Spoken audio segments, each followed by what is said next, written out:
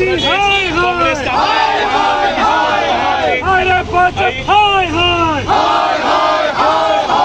પ્રકારે નીટના પેપરો લીક થયા અને જે પ્રકારે છાત્રો અને વિદ્યાર્થીઓની સાથે જે અન્યાય થયો કે જે લોકો દિવસ રાત મહેનત કરીને જે તૈયારી કરતા હોય છે પરીક્ષાની અને પરીક્ષાના પેપરો લીક થાય, આ વારંવાર આ પદ્ધતિ થઈ રહી છે.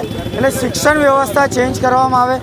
જે શિક્ષણ મંત્રી હતું પ્રધાન, એમનું રાજીનામું લેવાનું હતું.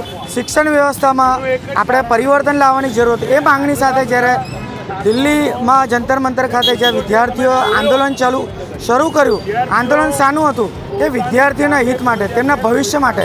ત્યારે સરકાર જે હિટલરશાહી છે, લોકશાહીને દબાવવા માટે પ્રયત્ન કરી રહી છે. ત્યારે લોકશાહીનું ખૂન થયું છે.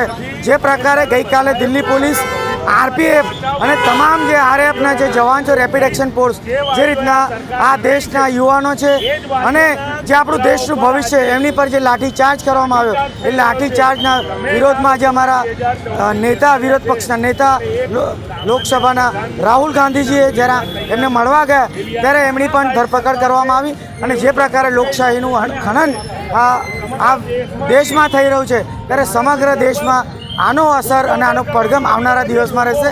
અને એને જોતાં અમે માંજલપુર વિધાનસભાના મત વિસ્તારમાં સરસ્વતી કોમ્પ્લેક્સ ખાતે આંદોલન, એક ધરના કાર્યક્રમ રાખ્યો હતો. પણ અહીં પણ જે પ્રકારે પોલીસ દરેક કાર્યક્રમમાં કોંગ્રેસના કાર્યકર્તાઓને રોકવાનું અને દબાવવાનું કાર્ય કરે છે, પણ અમે કોંગ્રેસના સૈનિકો છે, દબાવવાના નથી.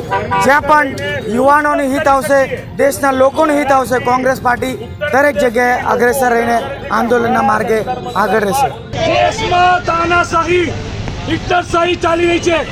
જે વિદ્યાર્થીઓ, યુવાનો દિલ્હીમાં આંદોલન કરે, એ આંદોલનને કચડવા માટે જે રીતે પોલીસે લાઠીચાર્જ કર્યો, નાના છોકરાઓને માર્યા, વિદ્યાર્થીઓને માર્યા, શું ભાજપના નેતાઓમાં માણસાઈ નથી? આ માનુષી અત્યાચાર કરે